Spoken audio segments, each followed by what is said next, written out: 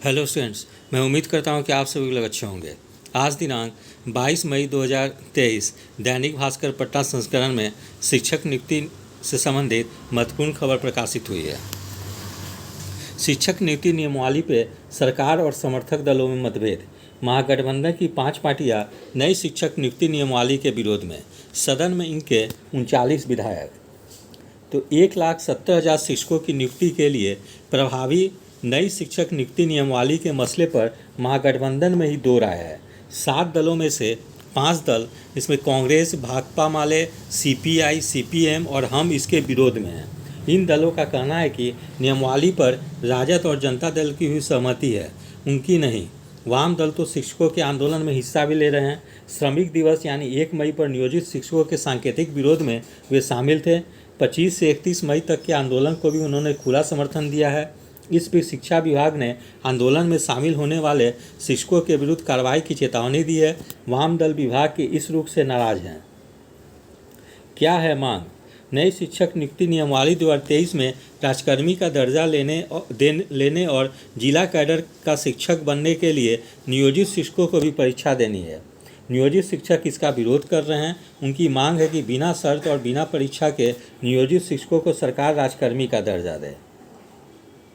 धमकी ना दे, वार्ता करे। भाकपा माले के राज्य सचिव कुणाल ने कहा कि शिक्षकों के साथ वार्ता करने के बजाय सरकार धमकी दे रही है, जो अलोकतांत्रिक और निंदनीय है। फिर नई नियमावली सही नहीं।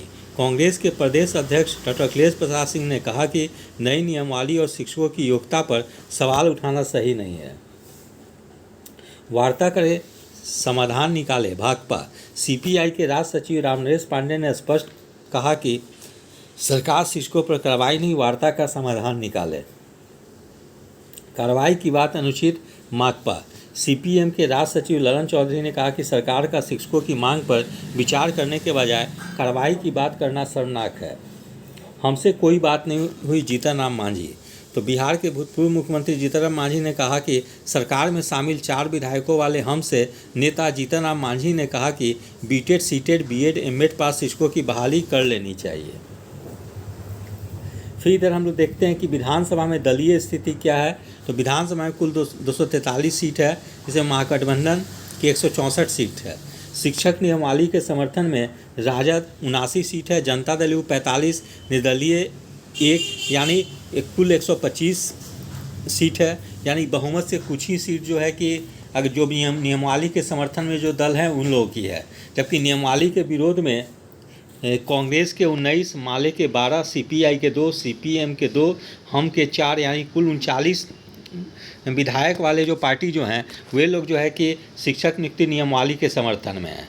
तो यदि जो है कि जो शिक्षक नियुक्ति नियमावली के समर्थन में है और सरकार के द्वारा जो नियोजित शिक्षकों को राजकर्मी का दर्जा देने बिना शर्त के संदर्भ में कोई कार्रवाई नहीं की जा रही है, अगर इसके विरोध में ये लोग समर्थन सरकार से खींच लेते हैं तो सरकार के सामने एक बहुत बड़ी संकट खड़ी हो जाएगी और सरकार की काफ़ी ज़्यादा बदनामी भी होगी, क्योंकि समर्थक दल जो थे उनके मतलब नियमावली से संतुष्ट नहीं थे और इसी के विरोध में उन्होंने समर्थन अपना वापस ले लिया।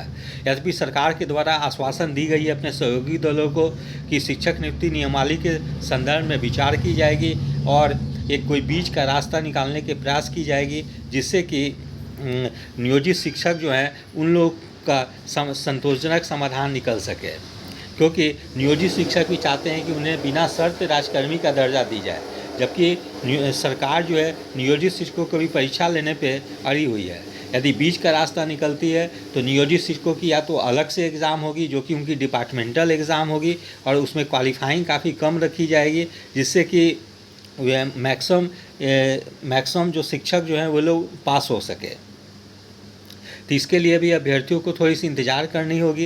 यद्यपि सरकार के द्वारा आश्वासन दी जा रही है, वहीं शिक्षक नियुक्ति को लेकर काफ़ी ज़्यादा मतलब विवाद की स्थिति उत्पन्न हो गई है और असमंजस की स्थिति उत्पन्न हो गई है। एक और अभी कुछ दिन पहले ही शिक्षक नियुक्ति की विज्ञापन जारी होने वाली थी, किंतु अंतिम समय में ही विज्ञापन को रोक दी गई, क्योंकि सिलेबस को लेकर बिहार लोक सेवा आयोग और शिक्षा विभाग में सहमति नहीं बन पा रही थी। शिक्षा विभाग जहां मात्र 100 अंकों की परीक्षा लेना चाहती थी, वहीं जबकि बिहार लोक सेवा आयोग लैंग्वेज का पेपर ऑप्शनल सब्जेक्ट का पेपर यानी विषय का पेपर और जीके का पेपर भी लेना चाहती थी, साथ में निगेटिव मार्किंग को भी रखना चाहती थी, जिससे शिक्षा विभाग सहमत नहीं थी। तो इन सब चीज़ों को लेकर एक बार बैठक पुनः होने वाली है बिहार लोकसभा की। वहीं दूसरी ओर नियोजित शिक्षकों को लेकर भी समर्थक दलों में काफ़ी ज़्यादा विरोधाभास है, क्योंकि कुछ सहयोगी पार्टियां जो हैं वो लोग चाहती है कि नियोजित शिक्षकों को बिना शर्त यानी बिना परीक्षा लिए ही उन लोग को राजकर्मी का दर्जा दिया जाए। ठीक है, यदि आप सभी लोग को मेरा चैनल अच्छा लगा है, इसे लाइक शेयर और सब्सक्राइब करें। धन्यवाद, टेक केयर।